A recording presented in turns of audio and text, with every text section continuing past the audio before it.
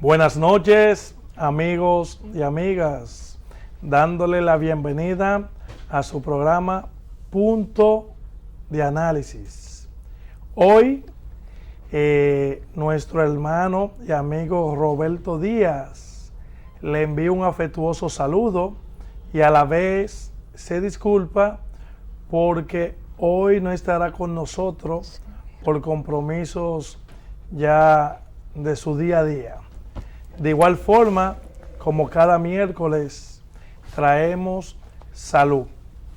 En el día de hoy nos acompaña la doctora Fanny Márquez, internista intensivista, y le damos la bienvenida.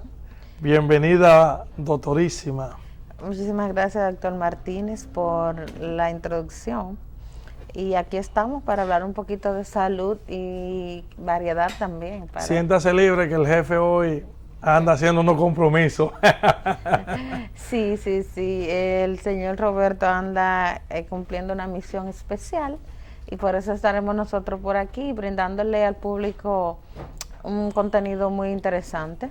Qué bien. Hoy, amigo televidente, hablaremos algunos tópicos. Sin embargo, iniciaremos hablando de una situación que se ha hecho viral y ha sido el joven que fue trasladado desde un centro comercial a un destacamento policial y que posteriormente se declara su muerte. De acuerdo a la acta de defunción, la causa de muerte de este joven fue trauma craneoencefálico severo, gracias, sí, por lo que hoy traemos una invitada, como cada miércoles que nos acompaña, especialista en el manejo de medicina crítica, como lo es la doctora Fanny Márquez. Antes de entrar al tema, doctorísima, me gustaría saber su opinión de acuerdo a lo que ha sido publicado en la prensa, de acuerdo a los videos que han salido, de acuerdo a las manifestaciones, de acuerdo a los testimonios de amigos y familiares. Bueno, Martínez, independientemente de que realmente, como la población sabe, es un tema que se ha hablado mucho o se está hablando y que a veces quizá la gente piensa que esto lo hacen para, qué sé yo, sazonar, dicen así. Sin embargo, es un tema de que vale la pena resaltar, porque lo que se busca es que cosas como esta no se repitan. Yo escuchaba en un programa radial en la semana, hace como unas 3 semanas, y escuché una noticia así y similar con un joven en Ocoa, que se lo llevaron preso y luego la mamá decía que ella fue, que le llevó la comida y que le dijeron que estaba durmiendo. Y después cuando ella vuelve al otro día le dijeron también que estaba durmiendo y el paciente también falleció. Entonces, mira este muchacho, un hecho que no está esclarecido todavía. Es un hecho que aunque vi los primeros videos, no sé si usted tuvo la oportunidad de verlo, que ponen un video y dicen como que él estaba agresivo, pero independientemente claro que sí, de que esté agresivo, él estaba atado y se ven otros videos donde él va caminando por sus pies con las manos atadas, o sea, va caminando tranquilo. Entonces, como que te vengan a decir, bueno, que lo mataron y todo lo que se le hizo, porque incluso dicen los familiares, eso no sé si esa versión está esclarecida todavía, que tenía incluso quemadura en los genitales. O sea, que eso hay que aclararlo porque uno, como ciudadano, aparte de que fue un joven que aparentemente un joven de trabajo, un joven tranquilo, profesor, pero uno también está aterrorizado como ciudadano porque le puede pasar a uno también, porque imagínate que le pase a usted, por ejemplo, un altercado en una plaza y que de repente que usted aparezca muerto. Y es verdad lo que dicen muchas opiniones de que él se muestra que golpea un gavetero o algo así, pero está con 4 hombres en un cuarto con las manos amarradas sin él sin él ser un delincuente. Entonces no se escucha lo que le están diciendo a él y por más que sea, imagínese usted amarrado con 4 hombres que usted no conozca en una plaza. acorralado. De hecho, Acorralado. cualquier persona que se sienta acorralado, quizá él defendiendo su punto de vista, defendiendo su derecho, posiblemente se sentía indignado, sale posado en las manos hacia adelante y golpea como algo que hay delante de él. Sin embargo, es cierto que el hombre sale o el joven sale muy tranquilo, acompañado, caminando hacia el destacamento que fue llevado. Que fue llevado, que aparentemente, pero vamos a confiar en que se haga una buena investigación a raíz de eso. Entonces, por eso quisimos tocar el tema de trauma cráneoencefálico, porque fue el trauma, fue el diagnóstico que le pusieron al acta de fallecimiento que publicaron. Que en la prensa, claro que sí. Que anda publicada. Entonces, doctorísima, en las redes sociales. La población, para que entiendan qué debe de saber cuando se usa el término de trauma cráneoencefálico. ¿A qué se debe? ¿Cómo se define? ¿Qué es? Bueno, un trauma cráneoencefálico, cuando hablamos de esto nos referimos a una lesión a nivel craneal que involucra afectación del sistema nervioso central, o sea, involucra afectación del cerebro, y dependiendo de la severidad, de la intensidad de ese trauma, es que se va a clasificar y que van a aparecer los síntomas. Y consecuente a esto, dependiendo de esa severidad, es que va a depender que ese paciente quede sin secuela, que ese paciente se recupera o que ese paciente se muera.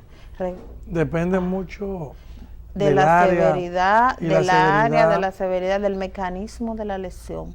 Entonces, ¿cómo se clasificaría este trauma? Bueno, los traumas cráneoencefálicos, es bueno aclarar primero que son la principal causa de muerte, o una de las principales causas de muerte a nivel mundial. Yo estaba revisando un estudio en estos días de México que decía que era la tercera causa de muerte en México.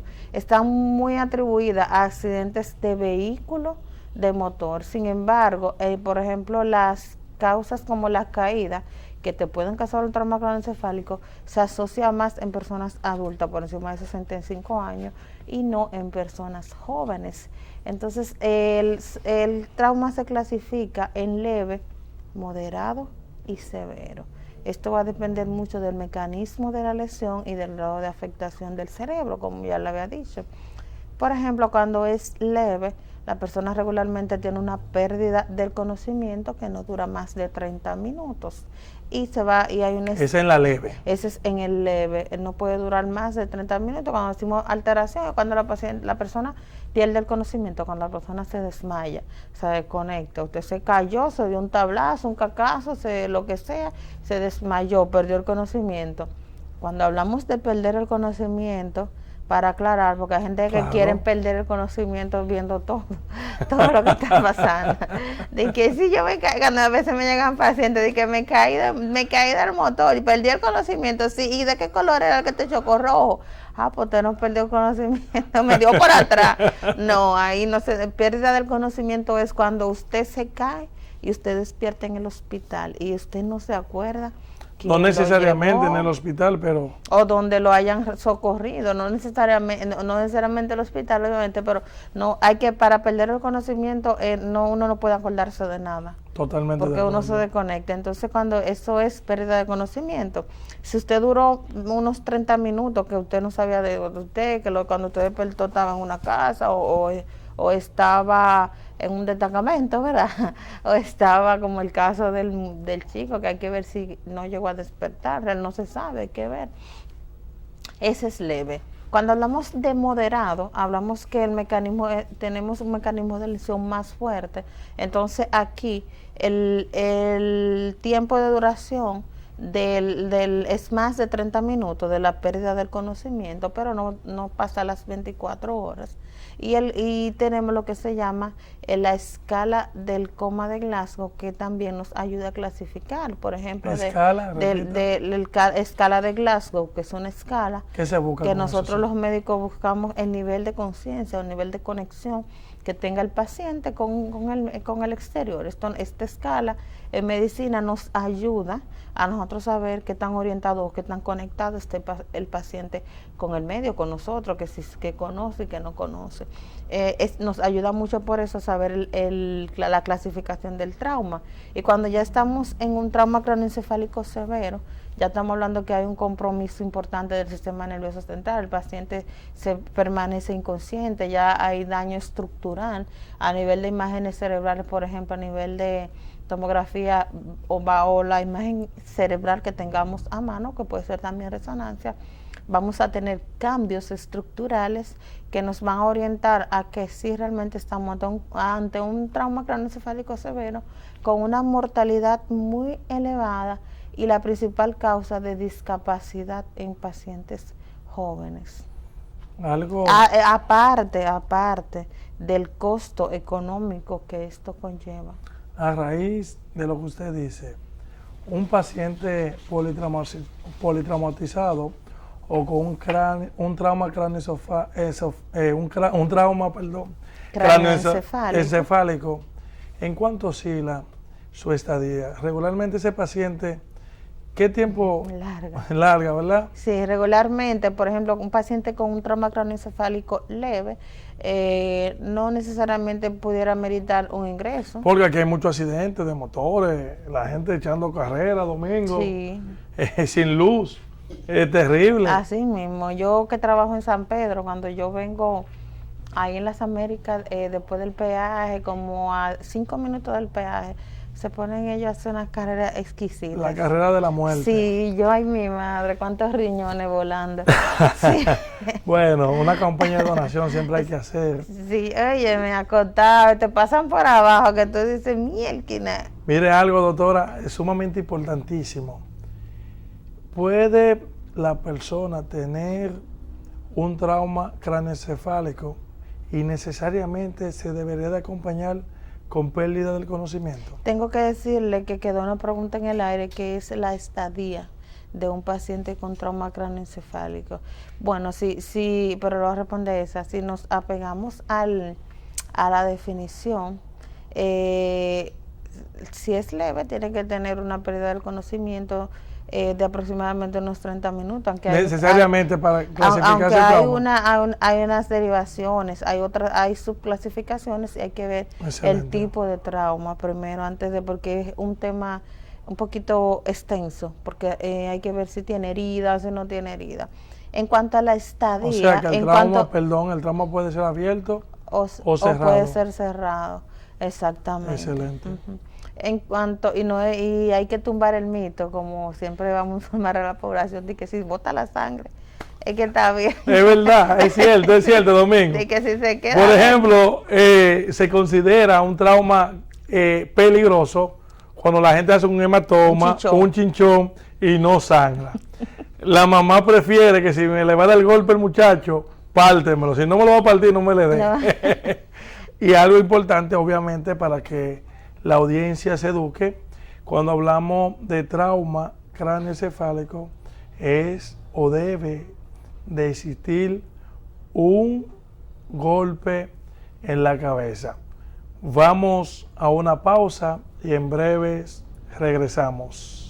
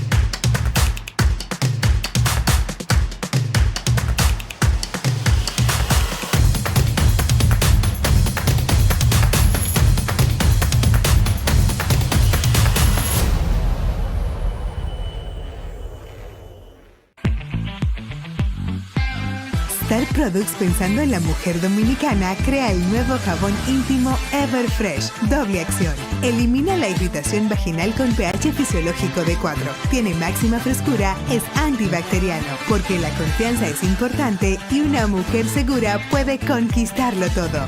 Everfresh, completamente tropicalizado. El presidente Luis Abinader y el ministro de Obras Públicas del ICNE Ascensión dejaron reiniciados los trabajos de reconstrucción de la carretera Barahona-Enriquillo con una inversión inicial que supera los 1.500 millones de pesos. El ministro Ascensión resaltó la importancia de esta carretera en la activación de la economía interprovincial de Barahona, Bauruco y Pedernales. El presidente además inauguró la escuela Domingo Sabio en Palmarito, Barahona, a un costo superior a los 102 millones de pesos. Ministerio de Obras Públicas, cercano a la gente.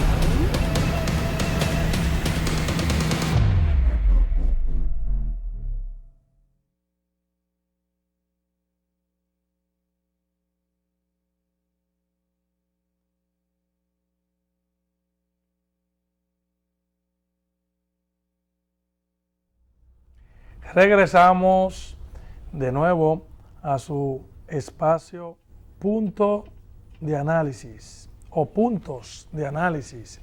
Y hoy analizando este tema sumamente importante que es el trauma cráneoencefálico con la doctora Fanny Márquez. Hablábamos, doctora, de que los síntomas obviamente pueden ser difusos y focal dependiendo del área afectada. Adicionalmente, en su experiencia, el paciente con trauma cráneoencefálico, adicional a la pérdida de conocimiento, que bastante bien explicó la doctora, el tiempo de duración, cómo se produce y en quiénes se produce, ¿qué otro síntoma de alarma da el paciente? Bueno, regularmente en los pacientes con trauma cráneoencefálico, por ejemplo, cuando es leve, no necesariamente necesita un ingreso, si no tiene alguna otra lesión, porque regularmente lo más frecuente que vemos cuando un paciente con un trauma cráneoencefálico es un politraumatizado porque tiene traumas en otras partes, en otros órganos o sistemas. Por ejemplo, vienen con trauma en tórax, trauma en extremidades, y hay pacientes que ameritan ingresos. Si es un trauma cráneoencefálico leve, no necesariamente hay que monitorizarlo, no hay que ingresarlo. Ya de moderado, el moderado sí hay que ingresarlo, se beneficia por lo menos de unas 24 horas, 48 horas, para hacer imágenes cerebrales controles y ver que todo esté bien. Pero siempre que vamos a hablar de un trauma cráneoencefálico severo, es un paciente que debe admitirse en una unidad de cuidados intensivos. Te voy a hacer una pregunta que Roberto te hubiese dicho. Doctora, ¿están los hospitales, las clínicas preparadas en las emergencias médicas para enfrentar los traumas cráneoencefálicos?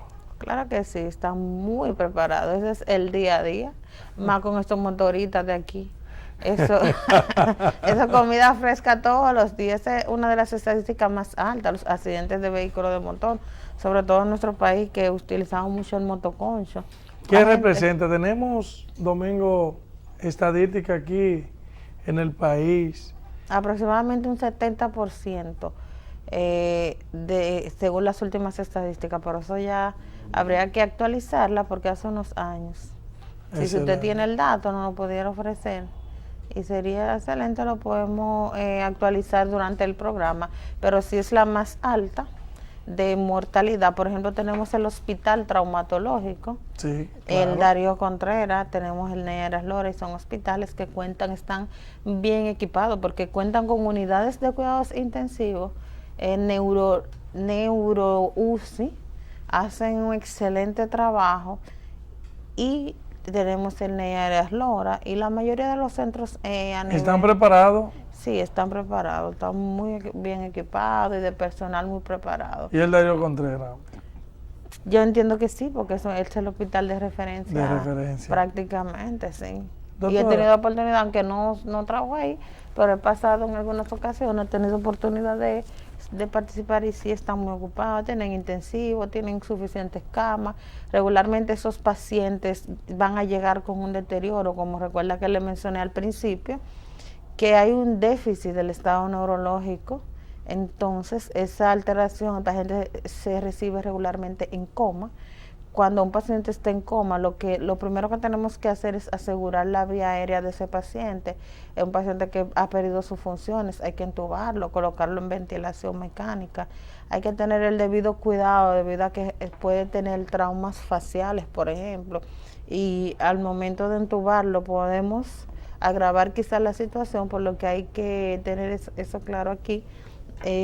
Al momento de entubar ese paciente, pero hay que asegurar la vía aérea como sea. Esos pacientes puede ser que de repente intente despertarse, irrite, se ponga agresivo y intente quitarse el tubo, y eso hay que tratar de sedarlo. Es el paciente ingresado, ¿verdad? Sí, ese es el paciente ingresado. Y la estadía en esos pacientes son largas. Regularmente esa estadía va entre 20 a 30 días, quizá más. Más, en una unidad de cuidado intensivo. En una unidad de cuidados intensivos. Sabemos, por lo que usted ha explicado bastante bien, que dependiendo del área afectada, es el compromiso que va a presentar el paciente. Esos pacientes que regularmente reciben ese trauma, ya sea inducido, provocado, ¿verdad?, o a través de un accidente, de acuerdo a su experiencia, ¿cuáles son las complicaciones posteriores a un trauma que le compromete la vida al paciente afectado? Bueno, podemos dividir esas complicaciones para simplificarlo un poco. Claro, claro. Desde el punto de vista directo de la lesión, por ejemplo, cuando sucede un trauma, cuando sucede un golpe a nivel del cerebro, lo primero que hay es se produce un edema, se hincha el cerebro, un edema cerebral.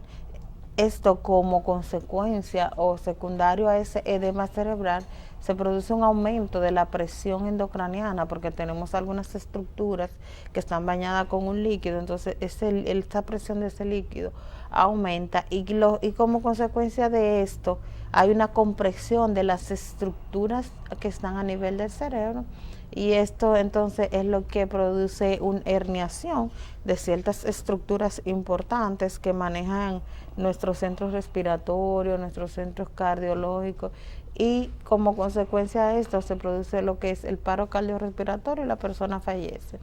Esto es desde ese punto de vista. Se pueden producir también hemorragias cerebrales, hematomas, que representan una urgencia neuroquirúrgica, porque esos pacientes, cuando se les presenta un hematoma, dependiendo de la característica del tamaño, lo ideal es que sean drenados y que sean operados en las primeras 24 horas, con el objetivo, 24 a 48 horas, con el objetivo de disminuir esa presión endocranial y evitar las complicaciones y la muerte a corto plazo. Tenemos también otras complicaciones, por ejemplo, dependiendo del trauma, de la característica, si fue un accidente o algo, que esos pacientes van a presentar como consecuencia, por ejemplo, de la alteración neurológica. Vienen las complicaciones, por ejemplo, ya a largo plazo, después que el paciente está ingresado, te van a hacer, debido a que están conectados a un ventilador, porque como mencioné, siempre el trauma craneoencefálico severo va a necesitar soporte ventilatorio. Entonces el paciente... Perdón, cuando te habla de soporte ventilatorio, hablamos de que las personas son asistidas por una máquina a través de un tubo. Así mismo. Para que la audiencia, ¿verdad? Claro, nos entienda. explíquele a la audiencia, usted sabe de eso. Roberto me dijo, hoy tú no vas a hacer papel de médico, sino el mío. Bueno, porque cuando hablamos que va a estar asistido, es porque que esa persona, cuando todo el mundo sabe, cuando dicen que está en coma, Está en coma. el que está en coma no responde, no pierde su ¿Cómo es el funciones. pronóstico, doctor, de esos pacientes? Obviamente va a depender bastante de qué tan severo sea el trauma. Pero en el caso severo, que es el peor de los casos, y no sé si el que más frecuente sea dentro de la clasificación, ¿cómo es el pronóstico de esos pacientes que reciben un trauma severo,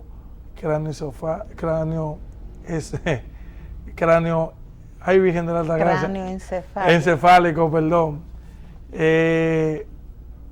Realmente, ¿cuál es, si tenemos el paciente con mejor pronóstico, cómo la sobrevida? Esos pacientes que entran en UCI, ¿cuál le va mejor?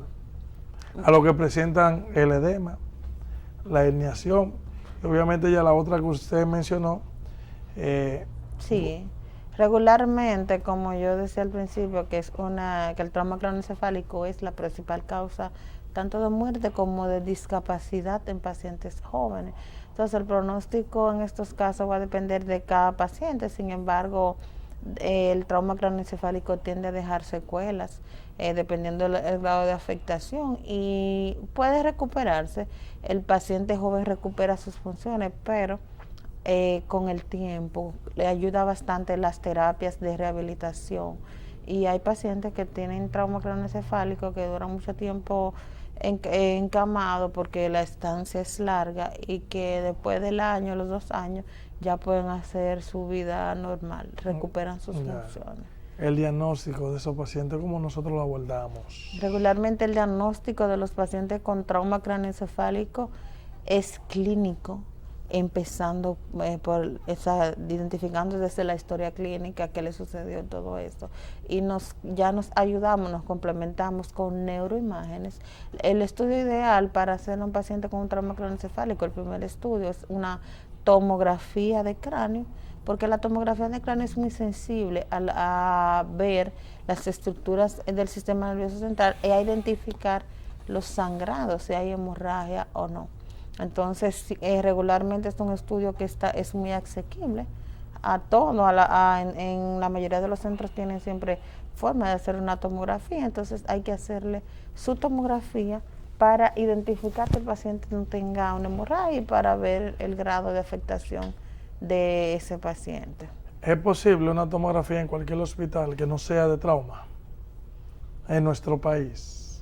Sí, la mayoría de los hospitales sí tienen tomógrafo. Sí, eso es correcto. Bueno, pues en el Moscoso Pollo hay, en el Darío hay, en el Marcelino hay, o sea, hay muchos centros que sí, que tienen. El NEI área dice, quítate. No, gracias a Dios que tenemos esa disposición en los hospitales, y creo que nosotros hemos abordado el tema de trauma craneoencefálico de una forma sencilla, muy amena, y pasamos a otro punto que no podemos dejar de mencionar, y son las quemaduras en persona.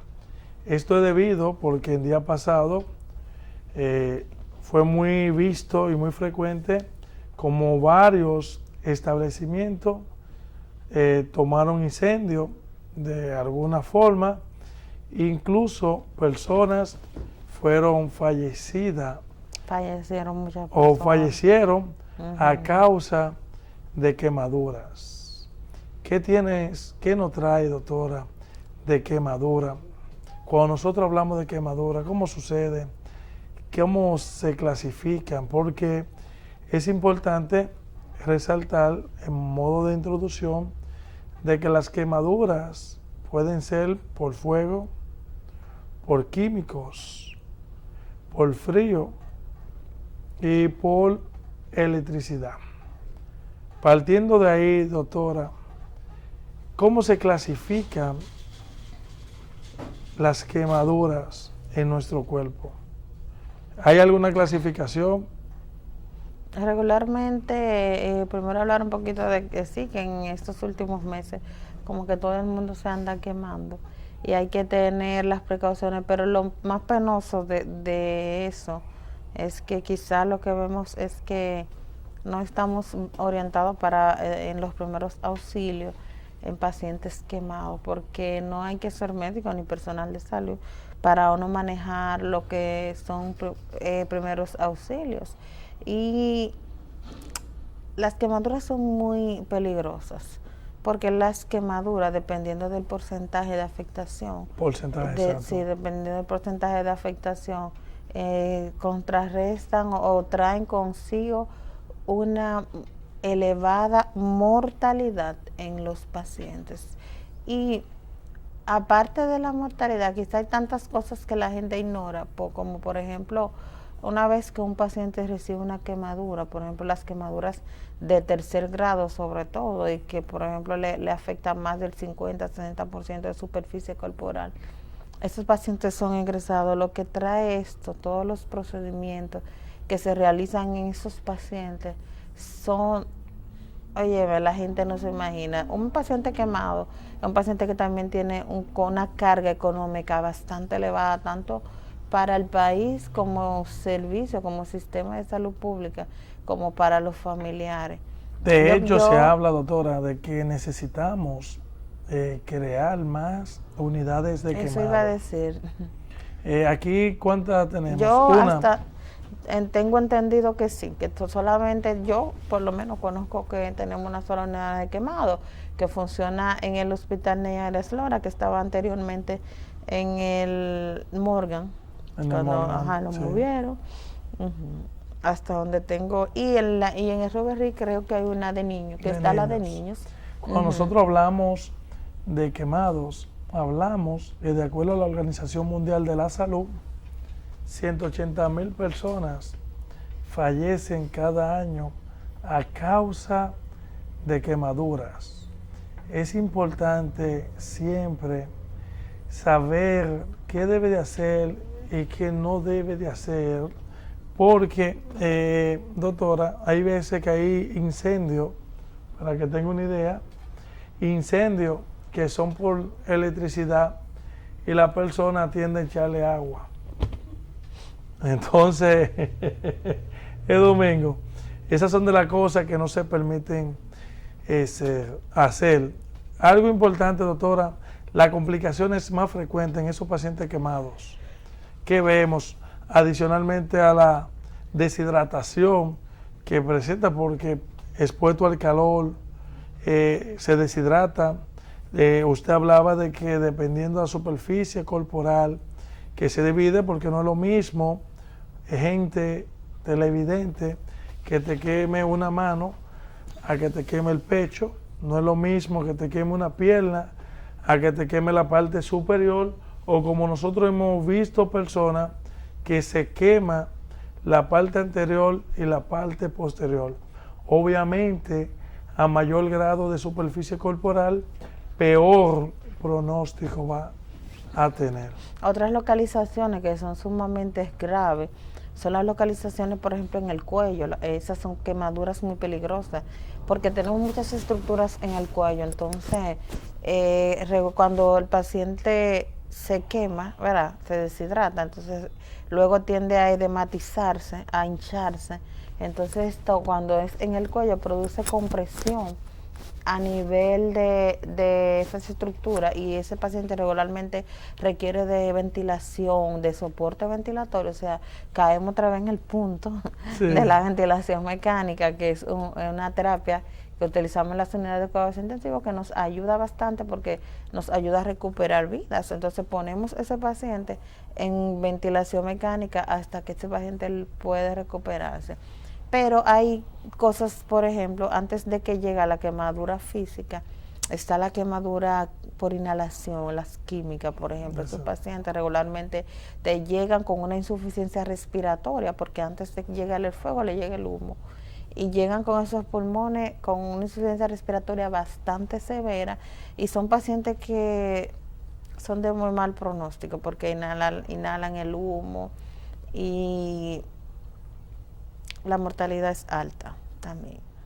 Muchos que logran recuperarse, obviamente, pero hay que cuidarse. Totalmente de acuerdo. Algo que la persona debe de saber es que cuando una persona se enciende en un fuego, se quema, se le debe de echar agua a temperatura. Nunca le coloque hielo porque empeora lo que es la lesión. Con esto vamos a una pausa y en breve regresamos.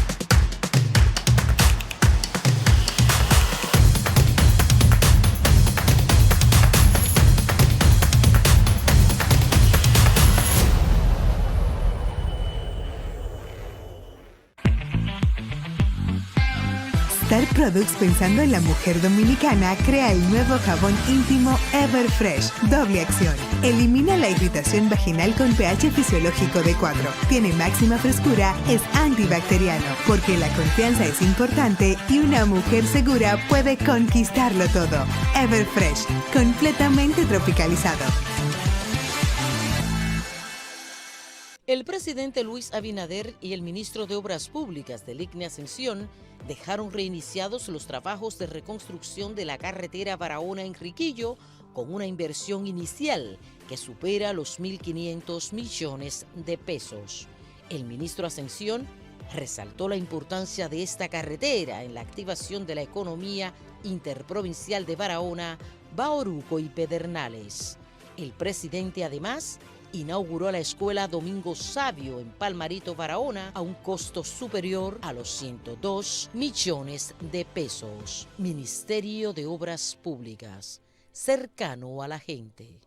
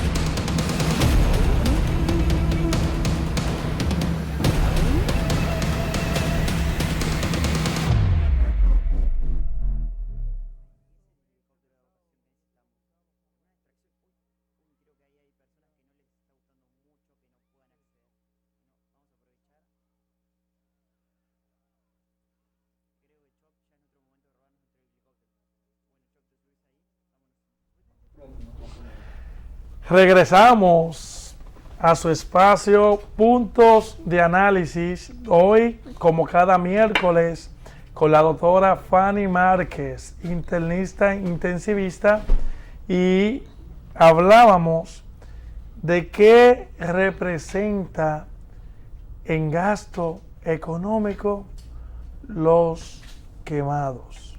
Y buscamos unos datos de algunos países y, por ejemplo, si me permiten leerlo, en India, doctora, más de 1 millón de personas sufren quemadura moderada o grave cada año. Pero es el impacto económico que quiero hablar, y en el 2000 los costos directos de la atención de niños con quemaduras de los Estados Unidos en América superaron los 211 millones de dólares. Y para que tenga una idea, en Noruega los costos de la gestión hospitalaria de quemadura superaron en el 2007 aproximadamente 10.5 millones de euros. Y aquí, ¿cuánto representa anual los quemados? Tan, tan, tan, tan. 809-227-2749. Las líneas están activas. Llame, pregunte. Tenemos a la doctora hoy que nos ha enriquecido con un tema bastante interesante, y es hablando sobre trauma craneoencefálico a raíz de la muerte del joven David de los Santos, que lastimosamente, de acuerdo a los reportes, de acuerdo a la acta de defunción, recibió golpes. Buenas noches. ¿Quién y de dónde? Buenas noches, de los trailers. ¿Eso es el programa? Sí, adelante. Yo quiero saber qué es un trauma craneal abierto. Excelente, gracias. Ahora mismo reciba la respuesta en vivo por la televisión. Ok, está bien. Doctora, el escenario es suyo. Sí, que no detallamos mucho porque nos enfocamos más en definiciones generales, pero tocamos un poquito de que los traumas craneales, que hay traumas craneales cerrados y trauma craneal abierto. Entonces, cuando nos referimos a un trauma craneal abierto es cuando se produce en una comunicación desde la piel, el cuero cabelludo, hacia el interior. Eso también pueden ser leve, moderado y severo, pero la diferencia entre abierto y cerrado es que en el cerrado no existe tal comunicación, sino que el trauma se produce por el golpe, pero no llega a hacer la abertura. O sea que cuando se le hace chichón, en buen dominicano, Es cerrado. al paciente, y no bota sangre, sino que se le hace un hematoma, es cerrado. Excelente, hablábamos de que representa, así mismo, doctora, buen ánimo, Domingo, cuando el gato no está, los ratones hacen fiesta. Saludo a nuestro queridísimo Roberto Díaz. Entonces, doctora, así ya casi en la parte final, ¿cuáles serían las recomendaciones para la persona, en este caso, aunque lo enfocamos quizás en el caso del joven que falleció, que no fue por un accidente, sino que fue inducido y al parecer fue a base de golpes, según lo que se publica, pero en caso de prestarle los primeros auxilios, ya sea a nivel automovilístico, a nivel de motor, a nivel de golpe o de caída, si existe alguna regla, algún abecedario, o cómo de forma sencilla, que no se le olvide a nuestro público, presta los primeros auxilios. Bueno, en los pacientes politraumatismo, que regularmente cuando tenemos un trauma craneal hay que buscar otras lesiones, los primeros auxilios son muy complejos porque a veces menos es más, como dicen por ahí. Querer ayudarlo puede perjudicarlo. Estos pacientes no se pueden mover bruscamente. Lo ideal sería... Uno no se puede mover. Sería inmovilizarlo de una forma recta y llamar el 911 hasta que y esperar por la ayuda. Si por ejemplo el paciente, lo ideal es ponerlo boca arriba. Si el paciente está sangrando, serían los primeros auxilios básicos para toda hemorragia, tratar de La cabeza, alguna posición, se está sangrando. recta, ponerla recta, pero no se puede movilizar porque no, como hay un trauma craneal, no se puede descartar que haya lesiones en el cuello. Para, y si lo o sea que, movilizamos, exacto, que se lo pone en lateral, posiblemente le agrava la lesión. Le agravar y hasta matar al paciente. Y si está por la boca, vomitando sangre, en ese caso, ¿qué se haría? Bueno, por eso es que digo que son dar unos tópicos de primeros auxilios es un poco complejo. Porque si te digo que le voltee la cabeza y si tiene una lesión cervical se va a morir, pero con la sangre también, o sea, si el paciente está vomitando, por ejemplo, ese paciente no puede estar boca arriba. Ahora Totalmente bien, de acuerdo. si se va a girar el paciente, hay que tratar de girarlo uniforme, con todo y el cuerpo, para evitar rotaciones y complicaciones. Escuchen bien, cuando ya dice uniforme, es que alguien le agarre la cabeza, otra persona le agarre a mitad del cuerpo y quizá una tercera persona ayude con los pies. Entonces todo de forma sincronizado, lateralizar al paciente. Lateralizarlo, exactamente. Es lo que está tratando de explicar la doctora. Porque en ese caso lo ideal es que reciba asistencia por un profesional de la salud rápido, pero en ese caso el paciente también pudiera broncoaspirar y fallecer por su propia sangre. ¿Qué otro punto, doctora, nos aporta? El control de las hemorragias, por ejemplo, que son muy frecuentes. Si se puede, si el paciente visiblemente está sangrando de alguna extremidad, hay que tratar de colocar torniquetes o algo que apriete, puede ser una franela, lo que tengan a mano, porque a veces los accidentes, lo ideal sería que nos agarraran preparados, pero no nos agarran preparados. Entonces, hacer presión en el área, si es una extremidad, torniquete, amarrar de forma circular, un poco fuerte, no tanto, para no cortar, siendo cuidadoso de no cortar la circulación totalmente, sino de controlar la hemorragia.